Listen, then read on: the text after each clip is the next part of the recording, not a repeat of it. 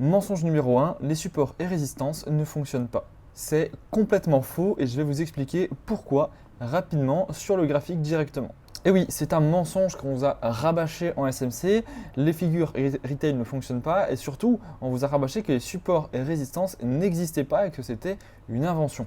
Alors, c'est vrai et c'est pas vrai. Pourquoi? Parce que en effet, les supports et résistances existent. C'est juste que ce ne sont pas les bonnes que vous avez appris. Autrement dit, les supports et résistances retail sont une arnaque en effet et ne fonctionnent pas. Pourquoi? Parce que vous voyez à 95% du temps où un retail va voir par exemple une résistance et si on pourrait voir un rebond, deux rebonds, le retail va rentrer au troisième rebond, il va mettre son stop loss ici par exemple, eh bien ça ne va pas fonctionner. Ça ne va pas fonctionner parce que il va se faire sortir. Et même s'il met son stop loss en haut du dernier high, il sera à R1, donc il ne va pas sortir à R1, il va attendre que le marché chute un peu plus et il va se faire sortir aussi. Donc autrement dit, en effet, le système de support et résistance ne fonctionne pas et n'existe pas pour les retail. Sauf qu'on ne vous a jamais appris qu'il existait bel et bien un système de support et résistance, même pour le SMC, c'est entre guillemets ce qu'on pourrait appeler les vrais supports et résistances. Je vous ai fait un réel d'ailleurs sur Instagram il n'y a pas longtemps qui en parle. Bon, c'était en 25 secondes, donc on va le voir plus en détail dans cette vidéo. Mais ici, vous voyez que par exemple, pour la résistance pour un retail, ça ne fonctionne pas. Ici, pour le support pour un retail, vous voyez qu'on a donc des equal low, alors que nous, en fait, des equal low en SMC, on va les compter comme liquidité et on ne va jamais rentrer dessus. Eh bien, un retail, il va les compter comme support, par exemple. Il va dire on a deux rebonds, il y a de fortes chances qu'on vienne rebondir une troisième fois, donc je vais rentrer. Alors bon, je ne sais pas où il va rentrer ici, il va rentrer soit sur le rebond, donc il ne se fait pas déclencher, ou alors il se fait déclencher ici et il se fait stop loss direct. Soit il rentre par ici, il voit qu'il y a un rebond, il voit que ça part, bon ok, il rentre par là, il met son stop en dessous, il vise peut-être au-dessus, il tape jamais son TP, même si c'est un R2 cake, il ne tape jamais son TP, et ensuite il vient se faire stop loss. Encore une fois, il a fait partie de la liquidité. En effet, les supports à résistance, là, ça ne fonctionne pas. Mais qu'est-ce qu'il faut chercher? Il faut chercher entre guillemets les vrais supports à résistance, en tout cas les supports à résistance SMC, avec une logique derrière. Donc elles existent bel et bien, c'est même l'une des choses les plus importantes dans mon trading lorsque je prends un trade, ça va être une sorte de support à résistance du SMC. Donc qu'est-ce que ça va être? Ça va être les FVG FTL. Par exemple, ici, vous voyez qu'on avait un FVG, donc j'explique dans mes dernières vidéos ce que sont des FVG et des FTL. Un FVG, c'est un ancien FTL, enfin, c'est pas vraiment les vrais FTL, c'est pas des anciens FVG, mais bon, pour vous faire simple, on va prendre ça. Donc un FVG, ça va être un ancien FTL et un FTL, c'est ça, un FTL imbalance, c'est la même chose. Donc c'est lorsque le haut de la première bougie ne touche pas le bas de la troisième bougie. Voilà, là par exemple, on a un FTL, vous voyez, ce sont toutes mes bougies en jaune. Eh bien, en fait, ça va être la combinaison de plusieurs FVG FTL, enfin plusieurs FTL FVG. Donc là, par exemple, vous voyez qu'ici, on avait beaucoup de FTL. On avait un FTL ici, des FTL ici, des FTL ici, des FTL ici, et on revenait du coup avec un FVG par là. Vous voyez qu'ici, on vient rebondir une fois, deux fois, trois fois, on repart quatre fois, cinq fois, on part. Donc, on vient rebondir 5 fois dans cette zone avant de venir, là, et encore, là même pas encore cassé, donc on pourrait très bien rebondir encore dedans. Donc ce qui est intéressant, c'est de voir que du coup, une fois qu'on va arriver dans ces zones, là je suis en M15, c'est ici qu'on va aller chercher, alors évidemment, c'est pas à n'importe quelle zone tout le temps comme ça, hein. Il y a bien des zones bien précises, ça je les explique dans mes bootcamps, etc. Mais ici, vous voyez que c'est dans cette zone, une fois qu'on est dans ces zones en HTF, qu'on va aller commencer à chercher des setups intéressants en HTF. Et là, vous allez utiliser des systèmes de poupées russes, des confluences, pour essayer ensuite de trouver des schémas similaires, des setups similaires en M1. Ok? Donc ça c'est un exemple simple. Maintenant, si je vous montre cet exemple-là, par exemple, vous voyez comme il est beaucoup plus précis et beaucoup plus parlant. Ici, par exemple, moi j'avais un setup, c'est-à-dire que j'avais un breaker block en M15. Je vais prendre ça. On casse en bas, on casse en haut. On a cette mèche-là qui revient, regardez où? À l'endroit, on a des FTL, un FTL ici. Bon, alors ici, on ne revient pas dedans, mais si on descend par exemple en M5, vous voyez qu'on est dans une zone super intéressante où on a ici un FTL, ici on a encore des FTL, ici on a un FVG et on revient où? Exactement ici. C'est à cet endroit qu'on avait le plus de FVG FTL.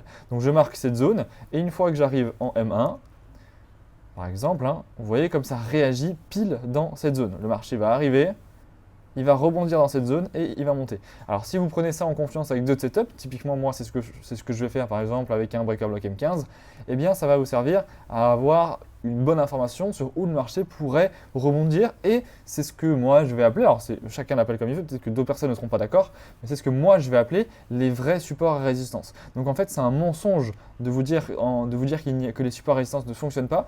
Ça fonctionne, c'est juste que ce ne sont pas celles qu'on vous a appris en retail ou dans la livre de trading ou qu'on vous apprend partout. Celles qu'on vous apprend partout, en effet, c'est pour vous arnaquer, c'est pour vous prendre votre argent. Celle-ci, en tout cas, moi je les utilise régulièrement, enfin tous les jours dans mon trading et pour moi ça fonctionne extrêmement bien. Donc si j'avais voulu prendre mon trade ici, alors je vais voir si j'avais un trade, on était en M1, on revient ici. Ok, j'aurais une entrée ici à la limite, donc ici on vient rebondir dans ma zone, on vient, ici on me fait un breaker block à cet endroit-là, donc mon entrée aurait pu être ici. Donc je reprends la même chose, j'ai de nouveau un breaker block M1. Et ici, j'aurais pu avoir une entrée parce qu'ici, on a de nouveau, vous voyez, des FTL. Donc là, on a des anciens FTL. Ici, on a un FTL. Ici, on a des FTL, FTL, FTL, imbalance. Donc pour le marquer, j'aurais pris l'endroit où il y a le plus de FTL imbalance, c'est-à-dire ici. Et vous voyez où le marché va revenir pile dedans. Donc j'aurais pu mettre, enfin j'aurais mis du coup, quelle heure il était? Il était 19h20, donc c'est pas possible parce que moi actuellement je suis en Asie. Donc il y a un décalage horaire donc j'aurais pas pu le prendre, je dormais. Mais mon buy limit aurait été ici, mon stop aurait été sous le rejection block et j'aurais pris ce trade là. Alors est-ce qu'il serait passé au 5R? Il serait passé au 5R totalement. J'ai un peu la haine de ne pas l'avoir vu du coup. Mais bon, du coup vous voyez, c'est ce que je vais appeler moi les vrais supports et résistances. D'ailleurs j'ai reçu un DM sur Instagram ce matin qui disait merci, j'ai passé un trade grâce à ce que tu expliques, etc. C'était ce système-là un peu moins bien expliqué. Donc je vous conseille non pas de me croire sur parole, mais d'aller chercher par vous-même sur les graphiques et de voir si ce système de FVG FTL fonctionne pour vous ou pas. Alors au début, peut-être que vous aurez un peu de mal parce qu'en effet, ça ne va pas fonctionner tout le temps. Mais regardez ici, par exemple, alors je viens de le voir, mais par exemple, ici, vous voyez que là, on vient prendre une liquidité, donc on vient prendre un lot. Donc il y a de fortes chances que il n'y a pas forcément de raison qu'on revienne chuter en dessous, surtout qu'on n'a pas pris le high là-haut. Ah si, on avait pris le high là-haut, donc pourquoi pas du coup. Mais ce qui se passe ici, ce qui était intéressant quand même, c'est que regardez, ici, on avait FTL, FTL, FTL, FTL, FVG. Donc on aurait pu marquer cette zone-là. Alors certes, elle est assez élevée, mais on est en M15. Après, vous allez en M1 et vous raffinez. Donc cette zone-là. Et vous voyez comme on vient rebondir dedans. On a FTL, FTL, FTL, FTL, FTL, FVG. Donc on a énormément, ici surtout qu'on avait une accumulation, donc il y avait énormément d'ordres. Donc les institutions avaient probablement beaucoup d'ordres ici à revenir clôturer. Donc c'est pour ça qu'on revient faire de l'accumulation ici, parce qu'ils viennent soit clôturer des ordres, soit reprendre des ordres qu'ils avaient déjà pris ici. Et ensuite le marché va remonter. Donc ça c'est super intéressant. Donc là ce que vous allez faire, c'est que vous allez en LTF et vous regardez si vous avez des entrées ou des setups qui correspondent à votre setup ou à ce que vous aimez voir, ce que vous cherchez sur le graphique. Par exemple ici on pourrait voir un breaker block. On vient casser en bas, on vient casser en haut. On a une mèche qui ne clôture pas sous le rejection block. Donc pourquoi pas, ici il y avait peut-être une entrée. Alors, après ça c'est peut-être une news. À 8h15 c'est peut-être une news. On va aller voir. Non, c'était là du coup la mèche. La mèche était ici, en effet, il n'y avait pas d'entrée. Par contre, quand on revient, non, pas d'entrée pour moi. On n'a pas de breaker. En plus, on avait de la liquidité qui se créait ici, donc je ne serais jamais rentré à cet endroit. Mais peu importe, au moins, ce que je vois, c'est que ce système de FVG, FTL fonctionne. Alors en fait, si vous voulez le vrai nom, c'est des FTL, de ce que j'appelle des FTL, c'est des BPR. Du coup, un BPR, c'est Balance Price Range. Donc c'est le vrai nom de ce que j'appelle les FTL. Ok, du coup, si vous voulez aller voir sur ICT en tout cas, c'est lui, il en parle comme ça. Du coup, voilà pour les vrais supports à résistance. C'est un mensonge de vous dire qu'il n'y en a pas. Il y en a, c'est juste que c'est beaucoup plus compliqué à les voir et à les détecter que ce qu'on vous explique dans un livre où on vous dit « Ah, si ça rebondit 3 fois au même endroit, c'est un support ou c'est une résistance ». Non, c'est pas du tout comme ça que ça marche. Ça, au contraire, c'est un danger. Par contre, ça, il y a de la logique derrière. Pourquoi? Parce que dans les VG FTL, eh bien, il y a des ordres qui n'ont pas été effectués. Il n'y a que des achats ou que des ventes. Et s'il y en a beaucoup au même endroit, il y a de fortes chances que je ne sais pas pourquoi ça bug, il y a de fortes chances que les institutions reviennent, soit pour clôturer des ordres, soit pour revenir pour faire un marché efficient. Et donc venir clôturer ou reprendre des ordres à ces endroits-là parce qu'il y a des ordres qui n'ont pas été déclenchés ou effectués. Juste avant de passer au mensonge numéro 2 qui est extrêmement important, voilà ce que tu rates sur le Telegram que j'ai ouvert. J'envoie régulièrement mes trades en temps réel. J'envoie également la vision du marché que je vois le matin, le midi et ce qui pourrait arriver, ce qui pourrait donc énormément te servir sur ton trading à toi pour te donner et améliorer ta vision au quotidien. J'envoie également mes résultats de trading et de mes autres business, donc ça pourrait te motiver. J'envoie également mes voyages, j'envoie également des petits livres que je conseille, des trucs qui ont changé ma vie et qui pourraient changer la tienne. Ça c'est complètement gratuit, je te mets ça en description. Si tu ne le rejoins pas, c'est vraiment perdre beaucoup de choses alors que ça ne te demande absolument aucun investissement. Ok, on se retrouve dans le Telegram tout de suite pour voir mes trades en direct et à quoi ressemble la vie d'un trader et également d'autres petits tips et conseils que je peux donner. Le second mensonge, c'est de vous faire croire que trader en SMC, ça revient à trader comme les banques. Ça, il y a beaucoup de youtubeurs, d'instagrammeurs, soi-disant traders en SMC qui vous rabâchent ça et qui vous disent que oui, les retail, ils sont nuls, les retail ne savent pas trader, ils n'ont rien compris au marché, etc. Et que trader en SMC, c'est trader comme les banques. C'est complètement faux et je vais vous expliquer pourquoi, tout simplement sur les marchés. En fait, le truc, c'est que trader en SMC, ça revient à suivre les banques. Mais en tout cas, ça revient à essayer de suivre les banques. Mais ça ne revient pas à trader comme les banques. Qu'est-ce que je veux dire par là? Je veux dire par là que les banques, ce sont des market makers. Ce qui veut dire que les banques, elles sont constamment, enfin en tout cas les grosses institutions, sont constamment en achat et en vente sur le marché. Constamment. Pourquoi? Parce que si vous achetez, il faut bien que quelqu'un vende sur le marché.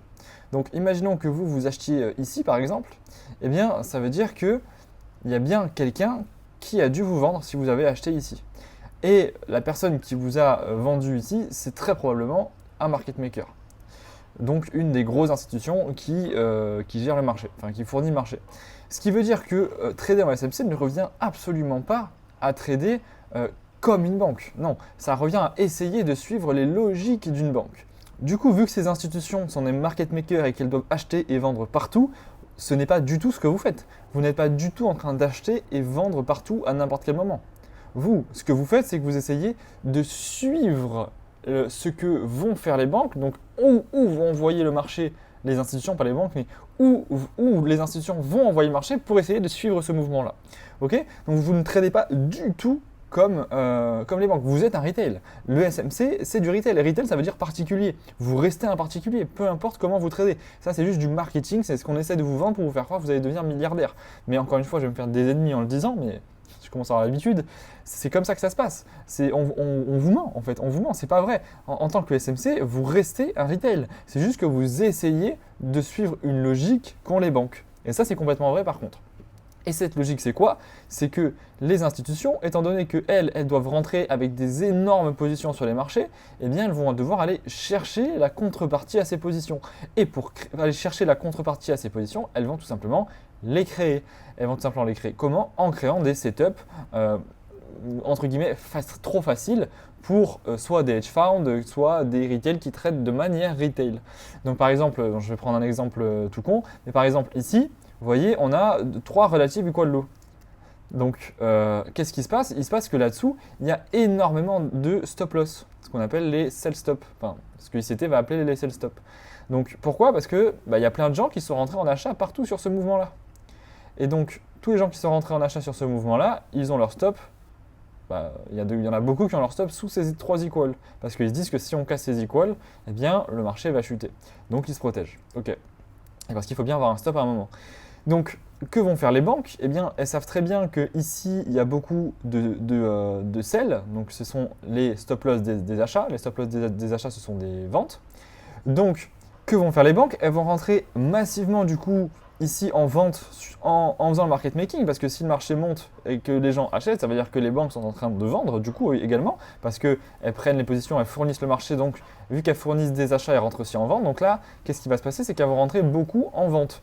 Alors, c'est pas forcément chuter, mais le marché va forcément revenir ici. Étant donné que les banques prennent des positions en vente et qu'elles savent qu'ici, il y a des positions en vente, eh bien, elles vont pouvoir fermer leurs positions de vente. Pourquoi? Parce que la clôture de leurs positions en vente, ce sont des achats. Vu qu'elles ont pris des achats, quand elles vont sortir de leur position, ça va être vu qu'elles ont pris des ventes, pardon, pour sortir de leur position, ça va être un achat quand elles vont clôturer leur position. Et pour clôturer leur position avec un achat, qu'est-ce qu'il va leur falloir? Il va leur falloir des gens qui vendent. donc pour faire la contrepartie, et les gens qui vendent, ils sont là. Ce qui veut dire que pour clôturer une grosse partie de leur vente que les institutions sont en train de prendre ici, elles vont aller chercher ces relative equal low. Donc en pensant de cette manière, en ayant ce narrative-là, là, vous allez trader, vous allez essayer de suivre les banques, mais vous restez un retail. Vous restez un retail, vous ne tradez pas comme les banques, vous essayez de suivre les banques. C'est un peu comme, j'en sais rien moi, c'est un peu comme un petit poisson qui suit une baleine. Le petit poisson qui suit une baleine, c'est pas une baleine, c'est un petit poisson. Il essaye juste d'aller dans la même direction que de la baleine pour pas se faire bouffer. Enfin, que le requin on va dire. Ok ? Donc vous devez bien garder ça en tête, vous êtes le petit poisson et vous n'êtes pas la baleine. Vous resterez un petit poisson. C'est juste que, à rester un petit poisson qui suit la baleine ou qui suit le requin, vous ne vous ferez pas manger par la baleine ou par le requin. C'est ça qui est important à garder en tête. Le mensonge numéro 3, c'est l'un des pires parce que c'est l'un des mensonges qui vous fait croire que vous êtes une grosse merde alors que pas du tout.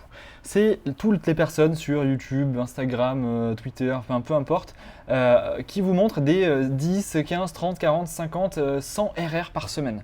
Il faut savoir que ça n'existe pas et c'est à double tranchant. C'est-à-dire que ça va vous faire croire que vous êtes nul, que vous n'allez jamais atteindre ce niveau-là et que c'est impossible pour vous. Mais je vous rassure, eux non plus n'y sont pas. Pourquoi ? Parce que s'ils y étaient et que ces personnes-là faisaient 10, 20, 30, 40, 50% par semaine, eh bien je peux vous dire qu'au top des personnes les plus riches du monde, ce ne serait pas Jeff Bezos, ce ne serait pas Elon Musk, ce ne serait pas Bernard Arnault, mais ce seraient ces personnes-là. Donc si vous voyez des gens qui vous montrent des 20, 30, 40, 50 RR par semaine, faites très attention, il y a de fortes chances que ces gens-là soient des arnaques. D'ailleurs, c'est pas pour rien que je n'en ai jamais montré. Premièrement, parce que je ne l'ai jamais fait, et deuxièmement, parce que je sais que c'est impossible. Pourquoi ? Premièrement, parce que je trade, et deuxièmement, parce que avec tous les traders que j'ai rencontrés dans ma vie, toutes les personnes qui m'entourent aujourd'hui qui sont de très bons traders, en SMC et en retail, il n'y en a aucun qui fait du 20, 30, 40 RR par semaine. Ça n'existe pas. Ok ? Donc du coup, ça peut peut-être vous briser vos rêves. Sauf que c'est une bonne chose. Pourquoi ? Parce qu'en réalité, vous allez voir, que je vais vous montrer dans quelques secondes avec un petit tableau, que vous n'avez pas besoin de ces résultats-là pour devenir multimilliardaire. Littéralement, c'est le cas de le dire. On cherche à vous forcer, à vous faire croire qu'il faut faire 10, 15, 20, 30 RR et que c'est le maximum. Il faut toujours chercher un RR maximum. C'est pas vrai, je vais vous montrer pourquoi. Seulement 3 petits RR par semaine, 3 petits pourcents par semaine, c'est déjà énormissime. C'est déjà stratosphérique, juste 3 petits pourcents par semaine et je vais vous le montrer ici. Ici, par exemple, on est sur un petit tableau que j'ai fait rapidement avec du compound effect. Imaginons que vous commencez avec seulement 10 000 euros. 10 000 euros, c'est quelque chose qui est assez facile à obtenir. Beaucoup de Français ont 10 000 euros de côté, ou alors si vous faites 3% par semaine, c'est assez simple de les obtenir avec un compte propre firm. Okay, donc vous faites un compte propre firm que vous ne pouvez pas compound, hein, mais vous avez un compte propre firm, vous pouvez faire un compte à 100K, à 200K, vous pouvez facilement faire un retrait de 10K. Une fois que vous avez ces 10K, voilà ce qui peut se passer seulement avec 10 000 euros. Hein, seulement avec 10 000 euros. Donc 3% par semaine, en un an, ça fait 52 semaines. Donc après 52 semaines, vous avez transformé vos 10 000 euros en 43 839 euros. Vous avez fait x 4,38 sur votre capital, ça n'existe pas. Ça n'existe pas dans le monde de l'investissement. Dans le SMC, dans le trading, c'est possible, il y a des gens qui le font. Voilà la puissance de la chose. Et la semaine, donc là, ça fait déjà plus qu'un SMIC annuel. Hein. Ça fait le double d'un SMIC annuel, juste avec 10 000 euros de capital. Du coup, l'année d'après, vous avez 43 000 euros, ou peut-être que vous avez rajouté du capital au fur et à mesure. Vous avez vos 43 000 euros ici. Voilà ce qui se passe après un an. Vos 43 000 euros se transforment en 188 507 euros. Ça, avec seulement 3% par semaine. Vous voyez, inutile, c'est vraiment inutile d'aller chercher des 10, 15, 20, 30, 50% parce que vous allez juste risquer plus d'argent, ça va être plus dur émotionnellement et surtout vous n'allez pas y arriver et vous allez croire que vous n'êtes pas rentable à cause de tous ces arnaqueurs que vous voyez sur internet et qui vous font croire qu'eux le font. Ce n'est pas vrai, ils ne le font pas parce que s'ils le faisaient, ce seraient les hommes les plus riches du monde.